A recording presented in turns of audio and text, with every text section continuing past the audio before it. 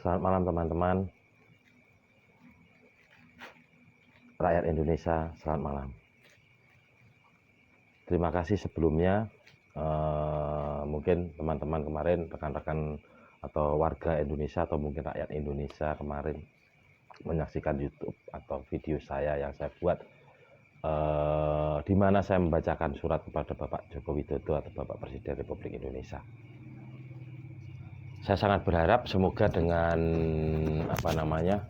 YouTube kemarin tersebut, dengan video yang saya bacakan kemarin bisa respon yang positif, memberikan titik terang kepada saya dan ada balasan surat dari Bapak Jokowi, sehingga ada sebuah profesional yang memberikan sebuah harapan, secercah harapan baru untuk saya. Itu adalah sebuah tujuan saya.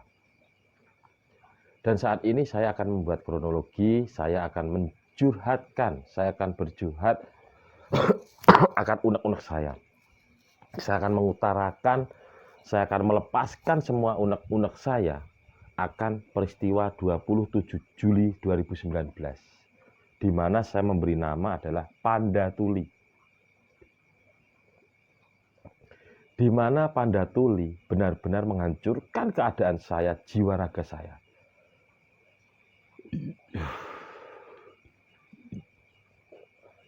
Saya tidak tahu mau memulai ngomong dari mana ketika saya mengingat itu, luar biasa. Apalagi saya mengalami perjalanan proses yang gila seperti ini.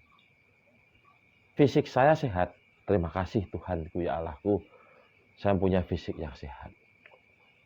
Tapi jiwa saya hancur. Saya mengalami traumatis yang luar biasa. Saya tidak, kayak mau bekerja ogah, mau kayak nggak mau ngapain, nggak bisa. Karena saya benar-benar trauma akan Panda Tuli, di mana peristiwa tersebut benar-benar merupakan sebuah kehancuran saya, awal kehancuran saya sampai saat ini, di mana Panda Tuli membuat pilihan yang luar biasa antara nyawa anak saya dan harta benda saya, yaitu usaha saya.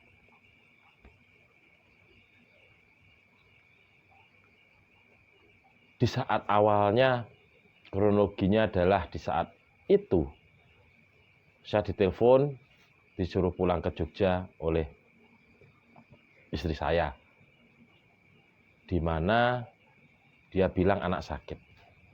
Saya juga bingung. Uang sudah habis karena saya selama lebih dari 6 bulan berada di Sragen, hanya mengeluarkan uang, dana sisa-sisa saya untuk memperbaiki, membelikan mesin, mengganti yang rusak, dan sebagainya. Benar-benar membuat mesin stone crusher untuk usaha saya bagus. Karena saya mempunyai pencerahan waktu itu, akan ada rekan saya yang sudah clear akan memberikan ongkos giling kepada saya dengan dari batu tambang dia. Uang saat itu habis. Tiba-tiba ditelepon sama istri, anak sakit. Oke, saya pulang ke Jogja.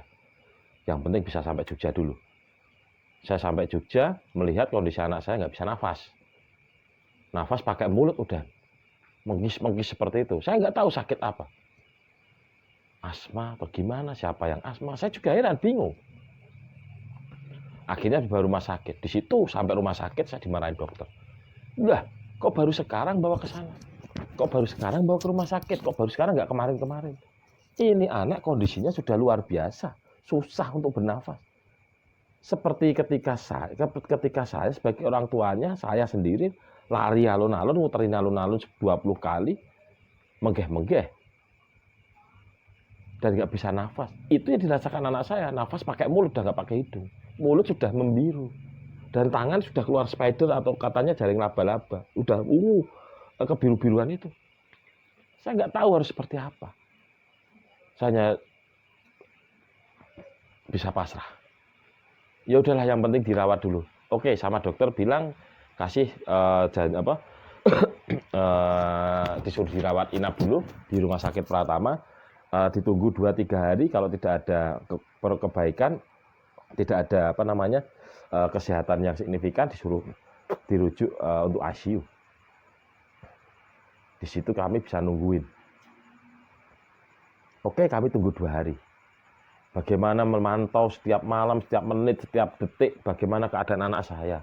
Di mana dia masih nafasnya pakai mulut di apa namanya, di inkubator, di apa itu namanya, dikasih pernafasan itu. Kemudian ininya masih cekung, ini tenggorokan ini masih cekung. Wah, luar biasa, kasihan anak saya, nggak bisa berbuat apa-apa, mau nangis nggak bisa. Bingung saya, keadaan kritis banget di saat itu. Nah, baru mengalami seperti itu tiba-tiba tanggal 27 Juli.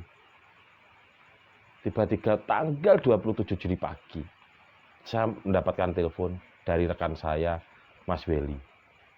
Dia mandor dari perusahaan yang akan ongkos giling sama saya. Aduh, saya sambil mencoba mengingat-ingat. Waktu itu ya sekitar jam 9 saya ditelepon sama mandor Weli. Bos, itu ada apa namanya, truk-truk masuk. Asal masuk tidak pamit dan sebagainya. Ya di sana adanya cuma mandor Weli. Karena dia izin ke saya untuk nyetor mengumpulkan batu yang dari tambangnya dia untuk dibawa ke situ karena akan persiapan untuk digiling.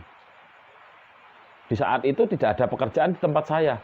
Hanya pengecekan tukang untuk pengecekan stone crusher yang kemarin habis diperbaiki dan menunggu kalau ngecek juga listrik dari PLN yang sudah hidup. Karena waktu itu saya baru menghidupkan listrik PLN, baru masang listrik PLN. Ya sudah 2 bulan lah saya masang listrik dan istilahnya baru 1 bulanan lah listrik itu sudah beroperasional dan saat ini baru dicoba. Saat itu sedang akan dicoba dengan mesin. Karena mesinnya besar. Saya harus beli kabel baru, saya harus beli kapasitor, panel-panel diperbaiki supaya tidak konslet, belikan panel-panel yang baru dan sebagainya. Habislah uang saya untuk perencanaan seperti itu. Saya terima laporan info dari mandor Weli. Ada orang yang datang ke situ dan dia langsung membongkar stone crusher saya. Ya Allah, stone crusher yang saya bangun 2017 dibongkar. Nggak tahu permasalahannya apa. Mandor Weli di situ mau memberikan informasi lebih lanjut pada saat awal-awalnya nggak boleh. Dia dihambat oleh beberapa orang di sana. Nggak tahu siapa itu, dia dihambat. Dia hanya cuma WA ke saya, dia dihambat. Nggak bisa ngapa-ngapain, dan nggak boleh ngambil dokumen. Tapi nggak selang berapa lama dengan alasan bahwa mandor Weli ternyata bukan anak buah saya, ternyata dia anak buah perusahaan mandor dari perusahaan lain yang mengumpulkan batu. Akhirnya mandor Weli bisa ngambil dokumentasi sesukanya.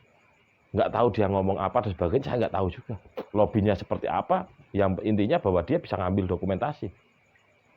Lalu calling ke saya, ngasih tahu pokoknya semua stone crusher, mesin-mesin, perlengkapan semuanya dibawa,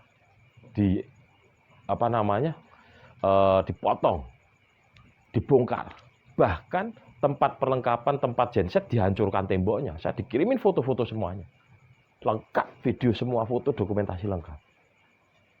Dan langsung di saat itu juga katanya infonya Mas Weli juga ditunjukkan sebuah surat, kata surat kuasa dari seseorang yang menyuruh pembongkaran itu. Kemudian saking stresnya, saking bingungnya karena saya nggak tahu harus menghadapi itu seperti apa, karena saya juga nggak mungkin saya akan ke Sragen saat itu juga, karena saya melihat kondisi anak saya nggak bisa apa-apa. Anak saya dalam ambang kritis, dari ambang hidup dan mati, saya menyebutnya. Saya berani menyebut seperti itu anak saya, kritis. Saya hanya bisa telepon rekan saya yang ada di kampung sebelah.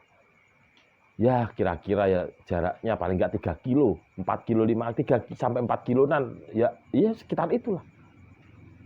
3 kiloan. Saya nelpon, Mas, saya minta tolong dicek adanya seperti apa. Ada pengurusan, ada pembongkaran, ada pengambilan. Tolong, Mas. Oke, rekan saya langsung masuk ke sana. Ya rekan saya memang di sana cukup dihormati, dihargai. Tapi saya sudah bilang nggak usah anarkis dulu mas, dilihat dulu seperti apa. Ketika dicek sampai di tempat, rekan saya juga ngasih tahu. Dia juga sudah ketemu sama Mas Wendy juga untuk tanya-tanya.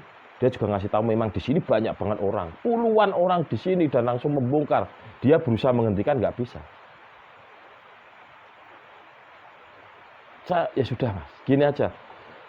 Dia juga rekan saya juga ditunjukkan, malah bahkan dikasih fotokopian surat kuasa orang yang membongkar, merusak, memotong, bahkan menghancurkan perlengkapan dan bangunan saya. Saya langsung ngasih tahu ke rekan saya, Mas, jujur saya nggak bisa apa-apa, saya hanya pasrah. Sudah, saat ini kita akan mencoba pasrah sama kepolisian. Mas, ayo saya akan carikan teman untuk mendampingi ke kepolisian.